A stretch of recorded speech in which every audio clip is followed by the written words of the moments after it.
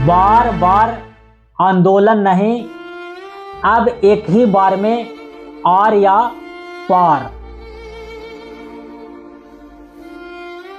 रोज रोज का रोना, हर परीक्षा के बाद सड़कों पर लाठियां खाना, ब्लॉक के चक्कर काटना और कोर्ट कचहरी में अपनी जवानी नीलाम करना अब बंद।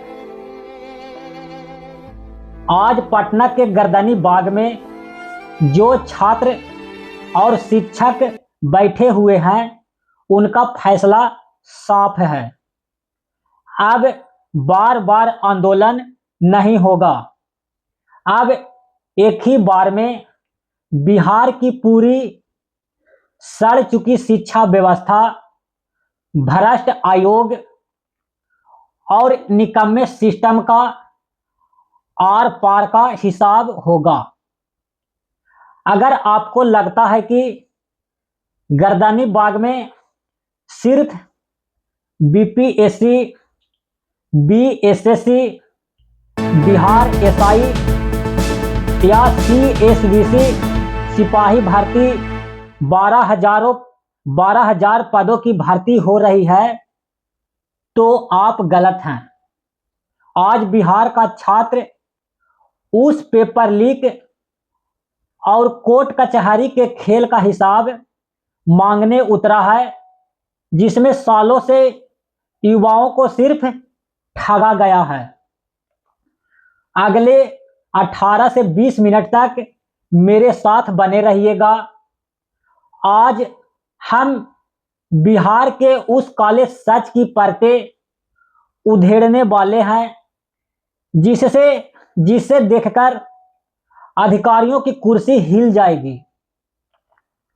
पहले इस कड़वे सच को समझिए। सालों की रात दिन की मेहनत करने के बाद परीक्षा होती है, फिर अचानक खबर आती है पेपर लीक हो गया है। आयोग क्या करता है? साफ मुकर जाता है। छात्र सबूत लेकर सड़कों पर उतरते हैं, पुलिस की लाठियां खाते हैं और जब रास्ता नहीं दिखता तो मजबूर होकर आपस में 100 रुपया 200 रुपया का चंदा इकट्ठा कर हाई कोर्ट जाते हैं। शुरुआती में 1-2 सुनवाइयां में कोर्ट का रुख सख्त दिखता है, अंतिम में स्टे भी लग जाता है। छात्र खुश हो जाते हैं कि चलो न्याय मिलेगा। छात्र अपने खाने के पैसे काटकर वकीलों की भारी रकम फीस भरते हैं। पटना हाई कोर्ट के चक्कर काटते काटते चप्पल घिस जाते हैं। लेकिन फिर शुरू होता है तारीख पर तारीख का खेल।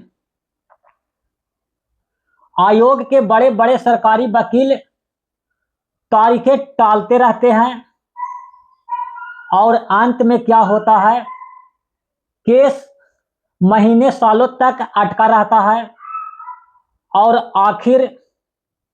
आखिर में छात्र केस हार जाता है या फैसला ऐसा आता है जिससे छात्र का पूरा साल बर्बाद हो जाता है। आप लोग कमेंट में जवाब दीजिएगा। दोस्तों, आप में से ऐसे कितने छात्र हैं जिन्होंने केस के लिए या वकील की फीस के लिए चंदा दिया है? जरा कमेंट में लिखकर आप लोग जरूर बतलाइएगा। यही तो असली दर्द है मेरे भाई। दौड़ता छात्र है, पीसता छात्र है, पैसा छात्र का डूबता है और अंत में हार भी छात्र का ही होता है। सीएसबीसी पहले आइए एक भर्ती के उस काले सच पर जिसकी वजह से आज गर्दनी बाग में छात्र बैठे हैं। CSBC 12,000 प्लस सिपाही भर्ती आने वाला है। गांव का गरीब लड़का जो सुबह 4 बजे उठकर नंगी पैर दौड़ता है, उसकी मेहनत को सिपाही भर्ती बोर्ड के भ्रष्ट अधिकारी और दलाल नीलाम कर देता है। बिहार SI OMR सीट की कार्बन कॉपी क्यों नहीं दी जाती? कट ऑफ और मार्क्स सार्वजनिक क्यों नहीं किए जाते? छुपाने के लिए क्या है आयोग के पास? BPSC और BSSC की पंचवर्षीय योजना, परीक्षा लो, लटकाओ, फिर कोर्ट भेजो और 5 साल बाद रद्द कर दो। हमारी स्पष्ट मांग है, हर परीक्षा में OMR की कार्बन कॉपी मिले, आंसर की जारी हो और क्वेश्चन बुकलेट छात्रों को घर लाने की इजाजत मिले। पारदर्शी कट ऑफ आए और फिक्स कैलेंडर हो। बार बार छात्र सड़क पर नहीं आएगा। अब बात करते हैं उस भ्रष्टाचार की जो बिहार के हर छात्र की जेब में डाका डालता है, ब्लॉक का भ्रष्टाचार। जब एक गरीब छात्र फॉर्म भरने के लिए जाति, आय और आवासीय प्रमाण पत्र बनवाने अंचल कार्यालय जाता है, तो वहां के अधिकारी और दलाल उससे क्या मांगते हैं? 200 रुपया का घूस मांगते हैं। आप जितने लोग वीडियो देख रहे हैं, जरा मुझे ईमानदारी से कमेंट कर अपने ब्लॉक का नाम बतलाइए कि आपसे जाति आवासीय बनाने का कितना पैसा मांगा गया था। जो प्रमाण पत्र मुफ्त में बनना चाहिए, उसके लिए 200 रुपया 300 रुपया घूस ली जाती है। अगर पैसे न दे तो फॉर्म रिजेक्ट कर दिया जाता है और परीक्षा की डेट निकल जाती है। हमारी साफ मांग है, इन घूसखोर अंचल अधिकारियों, क्लर्क और दलालों की संपत्ति की जांच विजिलेंस से कराई जाए और इन पर सीधे FIR हो। दोस्तों, इस आंदोलन की गूंज अब केवल पटना के गर्दनी बाग तक सीमित नहीं है। कल 12 अगस्त दिल्ली में CJP की एक आपातकालीन और ऐतिहासिक बैठक होने वाली है। आप देखिए इसमें क्या तय होता है। तय ये होने वाला है, CSBC, बिहार SI, BPSC और ब्लॉक भ्रष्टाचार की पूरी रिपोर्ट राष्ट्रीय मानवाधिकार आयोग को सौंपी जा रही है। अगर 48 घंटे में गर्दनी बाग के छात्रों की मांग नहीं मानी गई तो दिल्ली के जंतर मंतर पर बिहार के छात्रों का महाप्रदर्शन शुरू होगा। और याद रखिएगा, CJP फाउंडर अभिजीत दीपकेश, सौरभ दास, आशुतोष रांका और आयशा अध्यक्ष नेहा बोरा पटना के गर्दनी बाग में पहुंचेंगे।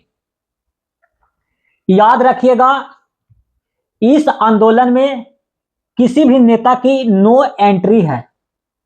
कोई नेता यहां अपना राजनीति चमकाने न आए।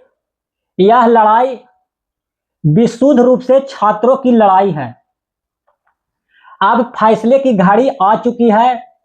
बहुत सह लिया, बहुत दौड़ लिए आयोग और कोर्ट के चक्कर में। अब सिर्फ एक जगह दौड़ना है, पटना का गर्दनी बाग। अपनी किताबें बंद कीजिए, कमरों में ताला लगाइए और सीधे गर्दनी बाग पहुंचिए। अपने दोस्तों को भी साथ लाइए। जो पेपर लीक, दरोगा सिपाही भर्ती की धांधली और ब्लॉक में 200 रुपया घूस देकर परेशान हो चुके हैं, वो पटना के गर्दनी बाग पहुंचिए।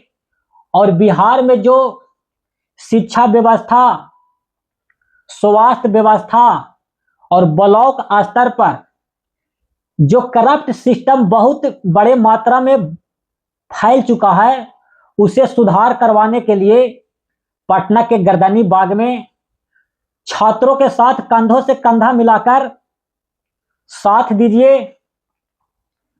और जो छात्र ये मन में बना रहे हैं कि हम क्यों घर से बाहर निकले, ये जो छात्र पटना के गर्दनी बाग में पहुंचा है, जब वो न्याय दिला ही देगा, हम आराम से घर में पढ़ाई करेंगे।